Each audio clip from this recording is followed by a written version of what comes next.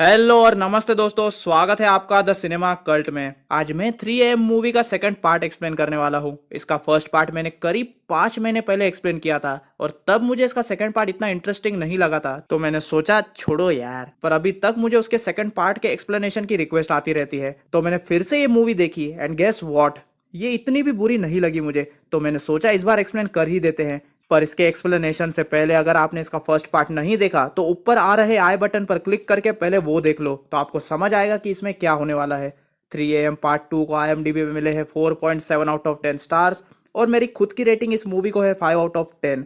And ये एक Thai horror movie होने के कारण सड़े हुए टमाटर पर इसे कोई रेटिंग नहीं मिली। सो अब बिना किसी देरी किए रोल द इंट्रो।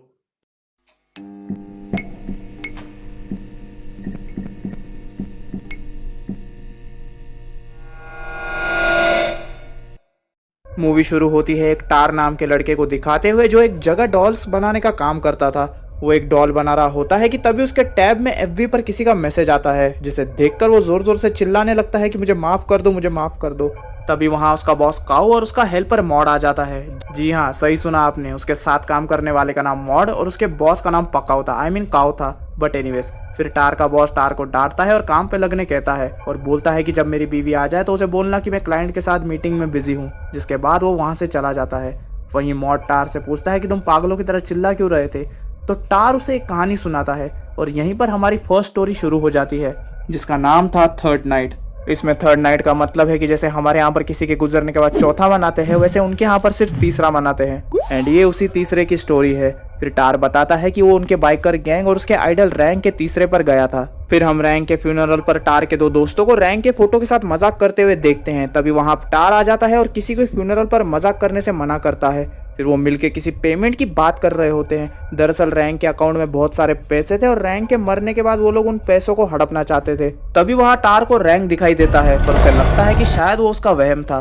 फिर वहाँ कोई और बोझो आ जाते हैं। यहाँ दरअसल कोई रैंक की गर्लफ्रेंड थी, पर एक दिन रैंक ने कोई को बोझो के साथ चुम्मा चाटी करते हुए पकड़ लिया। एंड फिर क्या होना था, रैंक धोखा खाए आशिक की तरह बोझो को बहुत मारता है, पर मौका मिलते ही कोई और बोझो वहाँ से भाग जाते हैं। तो रैंक उनका पीछा करता है, पर उसी दौरान एक ट्रक आकर रैंक को उड़ा देती है। एंड रैंगो की तरह रंगो की तरह रैंक का खून यहाँ वहाँ उड़ता है और रैंक परलोक सिधार जाता है। सीन फिर से प्रेजेंट पे शिफ्ट होती है, जहाँ कोई और बोझो अंदर जाते हैं और रैंक के आत्मा की शांति के लिए प्रार्थना कर रहे होते हैं कि तभी वहाँ पैरानॉर्मल एक्टिविटी होने लगती है और धमाक से रैंक की लाश आकर बाहर गिरती है। तो वहाँ मौजूद सब लोग डर जाते हैं। फिर सभी लोगों के जाने के बाद वो पांचों डिसाइड करते हैं कि वो रैंक के अकाउंट से पैसे निकाल लेंगे। तो कोई बोझो और वो दोनों लड़के एक्सीडेंट वाली जगह पर रैंक का फोन ढूंढने जाते हैं और टायर रैंक के कैबिन में रैंक का ATM कार्ड ढूंढने। वहीं एक्सीडेंट वाली जगह पर कोई को रैंक के भूत के दर्शन होते हैं, जो प्रसाद में उसे खून की उल्टी देता है, वो भी कोई के मुंह पे, जिससे डरकर कोई पागलों की तरह चिल्लाने लगती है। तभी वहाँ बोझो आ जाता है और कोई को एहसास होता है कि ये सब उसका वहम था। फिर बोझो कोई को बाइक पे बिठाकर वहाँ से ले जाता है और उन्हें वहाँ से जाते हुए वो दोनों लड़के देखते हैं और उन्हें लगता है कि उन्हें फोन मिल गया होगा, तो वो भी अपनी बाइक स्टार्ट करते हैं। तभी दूसरे लड़के के फोन पर रैंक के फोन से कॉल आता है। वो उसे उठाता है और दूसरी तरफ से उन्हीं की बाइक की आवाज आ रही होती है। उन्हें समझ नहीं आता कि अगर बोझो को फोन मिल गया है तो फोन से उनके बाइक की आवाज कहाँ से आ रही है, क्योंकि वो तो चला गया। और अगर नहीं मिला तो यहाँ रैंक के फोन से किसने कॉल किया, क्योंकि वहाँ तो वो अकेले थे। पर तभी वहाँ एक ट्रक आकर उन्हें बुरी तरह ठोक देती है और उनका वही राम नाम सत्य हो जाता है। और उनके फोन में वही वीडियो चल रही थी जो उन्होंने रैंक के फ्यूनरल पर मजाक करते वक्त बनाई थी, और उस वीडियो में रैंक की आत्मा भी थी। फिर सीन सीधा बोझो और कोई पर शिफ्ट होती है, जिन्हें हम जाते हुए देखते हैं। पर तभी कोई बोझो को पकड़ लेता है, जिस वजह से उसकी बाइक डिसबैलेंस हो जाती है और उसका एक्सीडेंट हो जाता है। बोझो उठता है और अपना हेलमेट उतार कर देखता है कि कोई बेहोश हो चुकी थी, पर इससे पहले वो कुछ कर पाता, वहाँ रैंक का भूत आकर बोझो की मुंडी को पकड़ता है और बाइक के चलते टायर में घुसा देता है। वहीं दूसरी तरफ टार को भी रैंक का भूत दिखता है, जो कि टार को उन चार ने जो उसके साथ किया वो दिखाता है। टार डर के मारे वहां से भागने लगता है कि तभी वो बेहोश हो जाता है। फिर जब उसकी आंख खुलती है तो रैंक उसके सामने बैठा था। टार उससे कहता है कि मैंने कभी तुम्हारे बारे में बुरा नहीं सोचा, तुम तो मेरे आइडल थे, मैं तो बस वो कार्ड इसलिए ढूंढ रहा था क्योंकि मुझे कुछ पैसों की बहुत जरूरत थी। तो रैंक उससे कहता है कि ठीक है, पर उतने ही पैसे निकालना जितने तुम्हें चाहिए, लालच मत करना। तभी टार की आंख खुलती है और वो देखता है कि ये सब उसका एक सपना था और उसे रैंक का कार्ड भी मिल जाता है।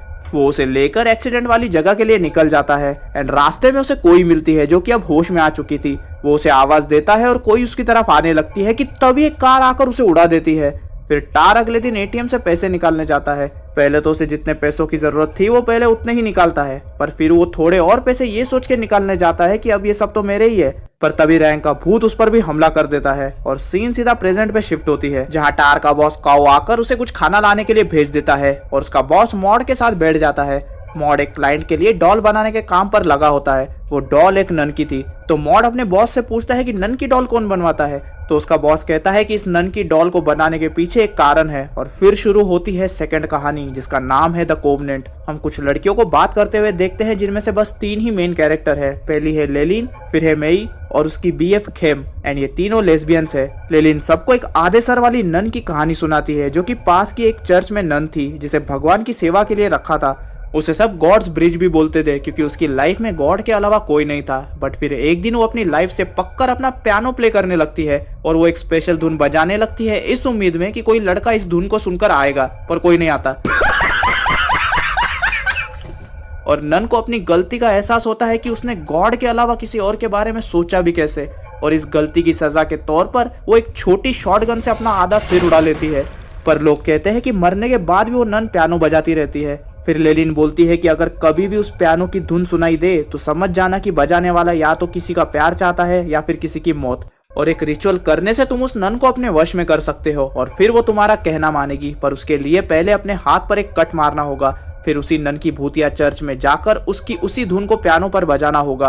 पर ध्यान रखना कि तुम उस धुन को पूरा बजाओ। अगर तुमने ऐसा नहीं किया तो वो नन तुम्हें आकर मार देगी, पर अगर पूरा बजा लिया तो तुम जो चाहोगे वो मिलेगा। और हाँ, ये काम रात के 3 बजे जाकर ही करना है, तभी रिचुअल पूरा होगा। अब इस स्टोरी को सुन के सभी लोग इस चीज को मजाक में लेते हैं। वहीं थोड़ी देर बाद खेम मेई को प्रपोज करती है और मेई भी हाँ कह देती है। वो दोनों किस कर ही रहे होते हैं कि तभी वहाँ लेलिन आ जाती है और वो रुक जाते हैं। फिर अगले सीन में हम खेम को अपना लॉकर खोलते हुए देखते हैं, तो उसे वहाँ एक सिर कटा कबूतर मिलता है, तो वो डर के नीचे गिर जाती है।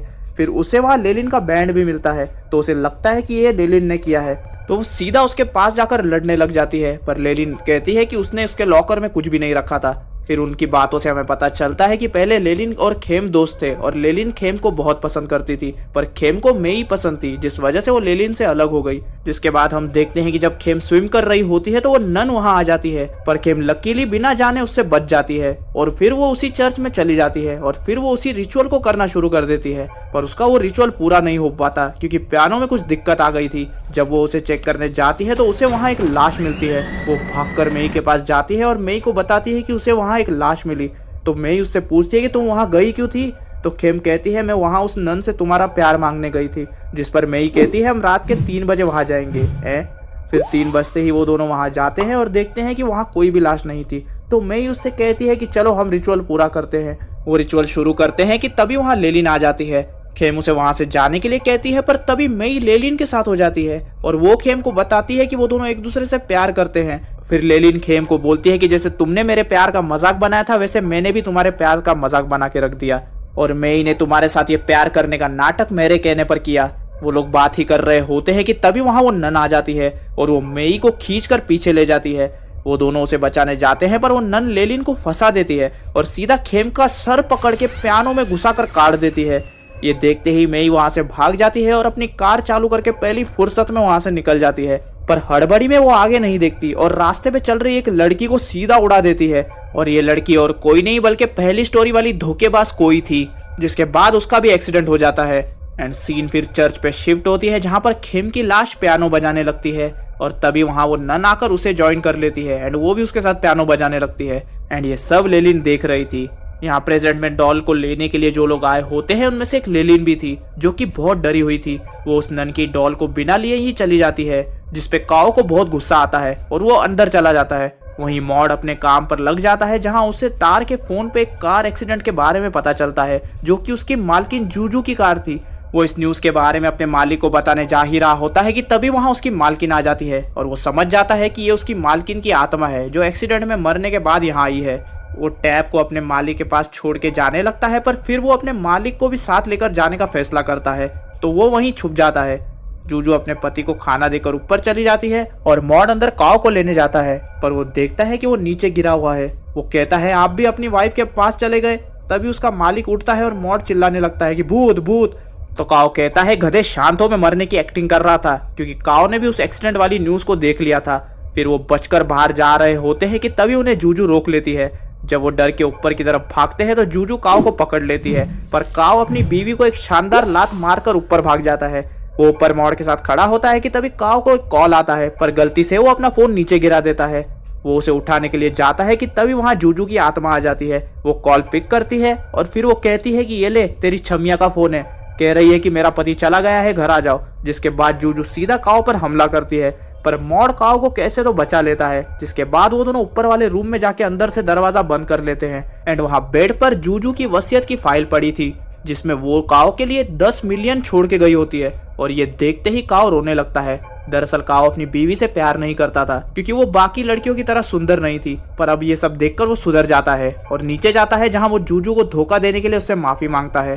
फिर काओ बोलता है, पर अब जब तुम मर गई हो तो मुझे बहुत बुरा लग रहा है। तो जूजू कहती है, मैं नहीं मरी, पर तू मरेगा। काओ कहता है, तुम नहीं मरी तो वो कार एक्सीडेंट। तो जूजू उसे बताती है कि दरअसल वो गैम्बलिंग में अपनी कार हार गई थी और जो लड़की कार जीत कर गई उसका एक्सीडेंट हुआ था। तभी वहां टार आता है और सीधा शॉप के अंदर चला जाता है। वो तीनों टार को आवाज देते हैं, पर वो नहीं सुनता। तो वो उसे अंदर देखने जाते हैं, पर वहां कोई नहीं होता और जमीन पर खून गिरा होता है। तभी टार के टैब पर एक बाइक एक्सीडेंट की न्यूज आती है। जब वो तीनों उस बाइक को देखते हैं तो वो लोग हैरान हो जाते हैं, क्योंकि वो बाइक टार की थी। एंड वो लोग समझ जाते हैं कि टार भी मर चुका है और ये टार नहीं बल्कि उसका भूत है। वो लोग टार के भूत से बचने के लिए एक रूम में छुप जाते हैं, पर फिर वो बाहर देखते हैं कि टार का भूत तो पूरे घर को आग लगा रहा है। तो मॉड उसे रोकने के लिए उसे उसकी माँ का फोटो देता है, जो कि उसे टार के टैब के कवर से मिला था। मॉड टार से कहता है, प्लीज हमें छोड़ दो, पर टार उसकी आवाज नहीं सुनता और वो घर में आग लगा देता है और कहता है, मॉड तुम ही थे जो इन दोनों पागल पति पत्नी के बीच मेरा साथ देते थे और अब तुम भी चले गए। उन तीनों को कुछ समझ नहीं आता, पर तभी मॉड जोर जोर से हंसने लगता है और काओ को बताता है कि मैं टार की बाइक लेकर गया था और बार के सामने मुझे जूजू मिली। मैंने उसे लिफ्ट दी थी, पर जूजू अपनी कार को ऐसे जाते हुए नहीं देख सकती थी एंड वो उस औरत से अपनी कार छीनना चाहती थी। इसलिए जब वो औरत जूजू की कार लेकर जा रही थी तो हमने कार रुकाने के लिए बाइक उसके आगे खड़ी कर दी, पर उस पागल औरत ने हमें उड़ा दिया और सिर्फ मैं ही नहीं, जूजू भी मरी हुई है। तभी काओ कैमरा में देखता है कि टार उसकी भी लाश को जला रहा है। तब उसे याद आता है कि जब वो ऊपर से गिरा था तो उसकी मौत हो गई थी और जमीन पर वो खून के निशान काओ के ही थे। फिर टारो पैसे भी जला देता है जो उसने रैंक के अकाउंट से निकाले थे, क्योंकि उसे समझ आ गया था कि लालच कितनी घटिया चीज है। वो जैसे ही बाहर निकलने लगता है कि तभी वहां ज्यादा आग फैलने के कारण उधर पड़े हुए सिलेंडर में एक धमाका होता है, जिसमें टार भी मारा जाता है। जिसके बाद लास्ट में वहां रैंक की आत्मा आती है और टार की आत्मा को अपने साथ बाइक राइड पर ले जाती है। वाह, आत्माएं भी धूम मचाले कर रही है। फिर काओ और उसकी बीवी जूजू और मॉड की आत्मा भी परलोक चली जाती है और मूवी वहीं खत्म हो जाती है। अब बेसिकली इस मूवी में सबकी मौत हो जाती है, जो कि स्टोरी सुना रहा है उसकी भी, जो स्टोरी के अंदर है उसकी भी, और जो स्टोरी के अराउंड है उसकी भी। अब ये मूवी फर्स्ट पार्ट के कंपैरिजन में कुछ भी नहीं है, पर आपको इस पार्ट की स्टोरीज कैसी लगी मुझे कमेंट सेक्शन में बताओ। और हाँ, इसका थर्ड और लास्ट पार्ट भी है, अगर आपको उसका भी एक्सप्लेनेशन चाहिए तो वो भी मुझे कमेंट सेक्शन में बताओ। एंड इसी के साथ ये था मेरा 3 AM पार्ट 2 का कंप्लीट एक्सप्लेनेशन। अगर वीडियो पसंद आया है तो वीडियो को एक लाइक मार दो। आपको एक्सप्लेनेशन कैसा लगा मुझे कमेंट सेक्शन में बताओ। इस वीडियो को अपने दोस्तों के साथ शेयर करो और अगर चैनल पर नए हो तो चैनल को सब्सक्राइब करके बेल नोटिफिकेशन ऑन कर दो, ताकि जैसे ही मैं इसका थर्ड पार्ट रिलीज करूँ आपको सबसे पहले पता चले। एंड अगर आपको जानना है कि मेरे आने वाली वीडियोस किस मूवी पर होने वाली है या आपको मीम्स देखना पसंद है तो मुझे इंस्टाग्राम पे फॉलो करो, क्योंकि वहां मैं छोटी मोटी अपडेट्स डालता रहता हूँ। एंड अगर आपको मेरी प्रीवियस मूवीज के लिंक्स चाहिए तो मेरे टेलीग्राम चैनल को सब्सक्राइब करो, दोनों का लिंक आपको डिस्क्रिप्शन में मिल जाएगा। अब मिलता हूं मैं आपसे अगले वीडियो में, और तब तक के लिए स्टे विद द कल्ट।